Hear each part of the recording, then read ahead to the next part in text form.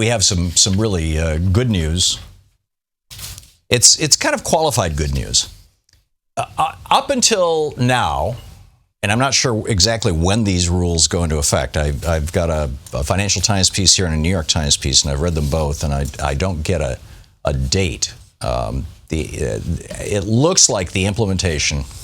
Well, actually, here, the Financial Times. The industry will be given more time to prepare for the new rule, which will come into effect in phases with full implementation delayed until January 2018. So in 2 years, basically, this will take place. Right. So here's the situation right now. If you've got a 401k or an IRA, and you know, whether you got $10,000 in there, $100,000 in there, $1 million in there, whatever it may be, you know, $500 in there.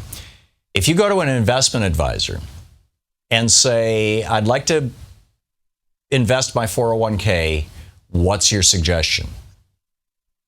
Right now, that investment advisor, without telling you this, can look at the difference between one fund and another in terms of the commission that they pay to the investment advisors. Yes, investment advisors get commissions on a number of investment vehicles, whether it's stocks or ETFs, or actually not so much stocks, it's mostly funds. You know, and so if they say, well, you know, you could buy the S&P 500 fund, see, that's just an ETF. It pays maybe a small, probably a small commission. Or you could buy this, you know, special high yield, super duper fancies fund, you know, from Acme, without telling you that that investment advisor is going to make a 4% commission from that instead of the 1% commission from the simple ETF. So, in other words, they can steer you to investments that are not even the best investments for you. In fact, they may perform terribly, but they pay good commissions to the investment advisor. And never tell you that that's what they did, that they just basically robbed you. And according to the Obama administration, this is costing Americans, and this is entirely out of retirement funds, right? This is all 401k and IRAs. This is costing Americans $17 billion a year.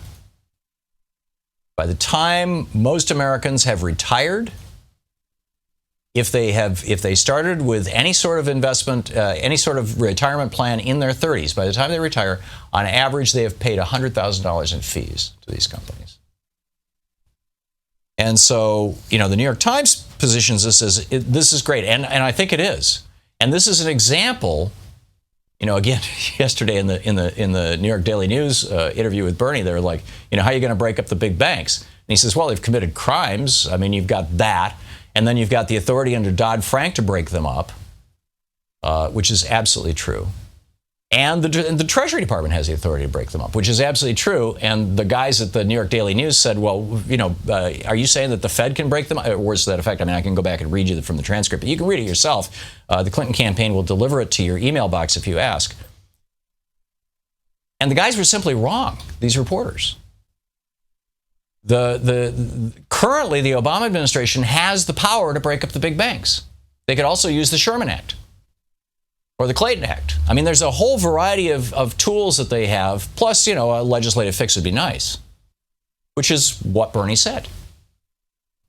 And the proof of it is this right here. You know, President Obama is saying, okay, you know, if you're an investment advisor, you're going to have to start telling people how much you're taking in commission and how much they can, in other words, you have a what's called a fiduciary responsibility, which means that your first responsibility is to your client instead of to yourself. Or if you're going to put your self-interest first, you have to disclose that to the client. Now, I see this as like really good news.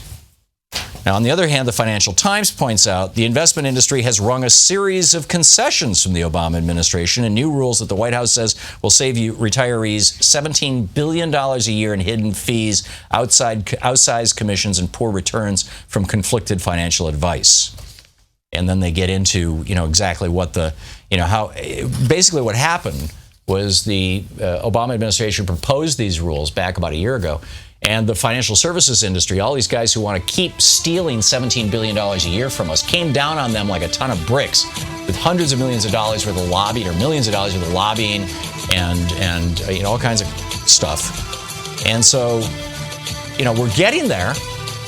The Obama administration is getting there. but it's like, it's like Sisyphus, pushing the rock up the mountainside. But he's doing it, and the power is there. That's a great step. To watch more clips from our programs, hit the Watch More Videos button over here, and please be sure to hit the handy dandy subscribe button so you'll always be up to date. Tag, you're it.